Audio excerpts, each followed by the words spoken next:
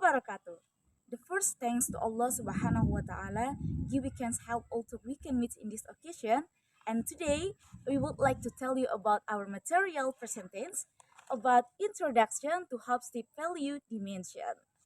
Okay, we are from fifth group. My name is Luri Atika. I'm the first speaker, and then Aji Saputra for the second speaker, Uswatun Hasanah next speaker, and Laila Sapitri next speaker, and Rizka Ramadhani next speaker, and the last Akbar Ibrahim as the next speaker. Okay, today we're talking about the introduction to Hubstate's value dimension. Introduction to Hubstate's value dimension is developed by Kurt Hubstate, and also this framework to understand differences, crucial global instruction, and also cultural cross management. Okay, next. In Hofstede's value dimension have individualism and collectivism.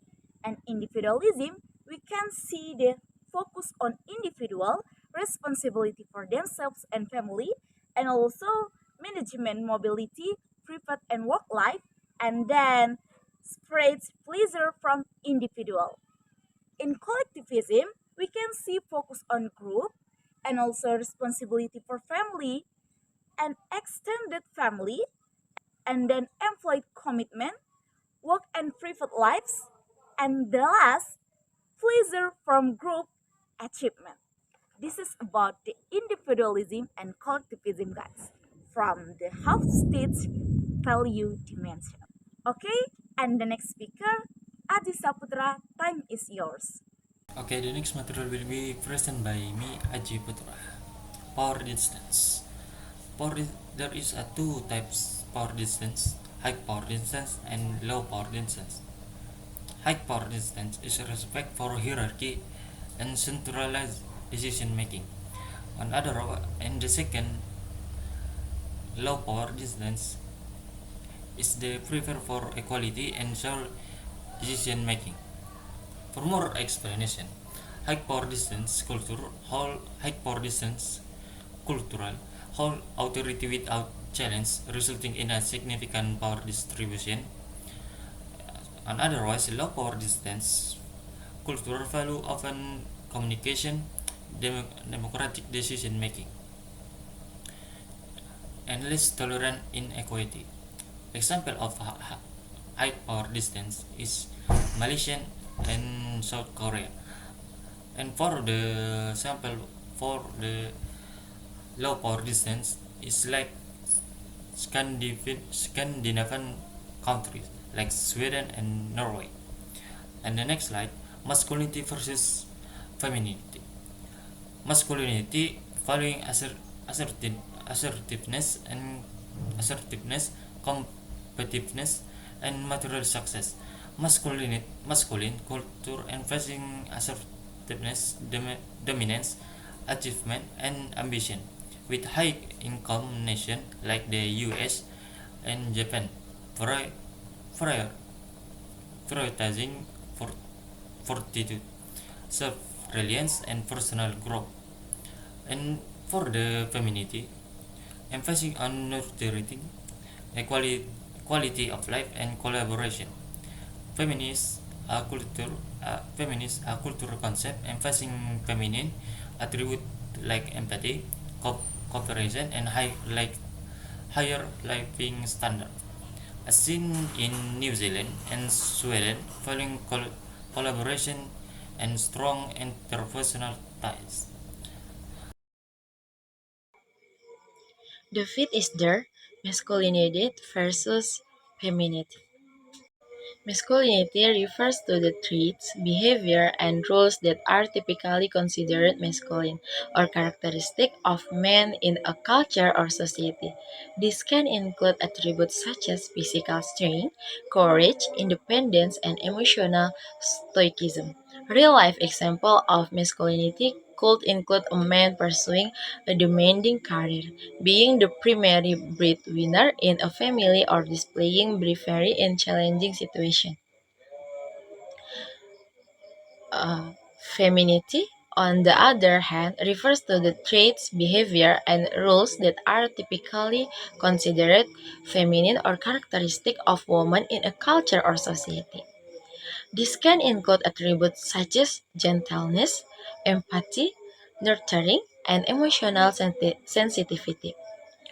Real-life example of femininity could include a woman caring for her children with affection, expressing empathy towards others, or pursuing a career in traditionally female fields. However, it's important to remember that not all individuals will conform to or exhibit all the attributes associated with masculinity or femininity. People have their own unique qualities, and there's no one size fits all definition that fully embraces human diversity. Okay, I think that's all. Thank you for your attention.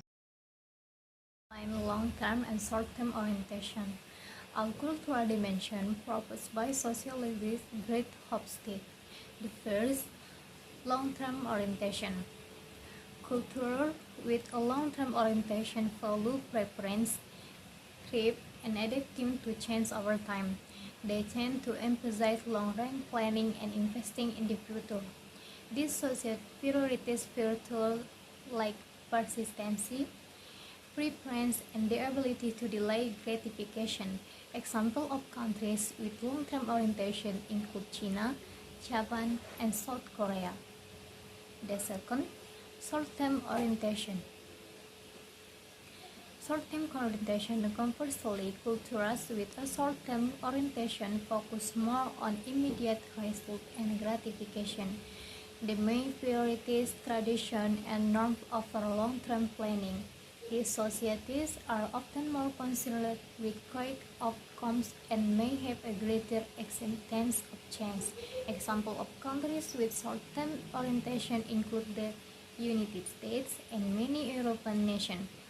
Understanding this orientation can help in cross-cultural communication and business dealing, as they provide insight into the underlying values and priorities of different societies.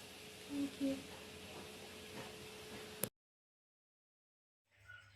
Okay, assalamualaikum warahmatullahi wabarakatuh. My name is Akur Ibrahim, and I wanna explain about indulgence and restraint.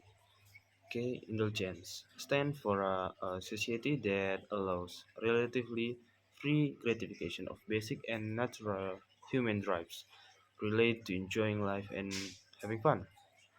Restraint stands for a society that suppresses gratification of needs and regulates it by means of strict social norms. For example, in a highly indulgent society, people may tend to spend more money on luxuries and enjoy more freedom when it comes to leisure time activities.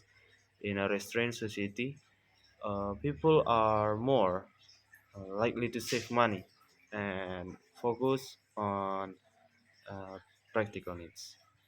That is for me, and thank you. It is often a balancing act between satisfying image gratification and exercising self discipline for future benefits. Course culture managed is essential in today's globalized world where business operates across borders and interacts with diverse culture. Some application and implication include number one, effective communication, and number two, team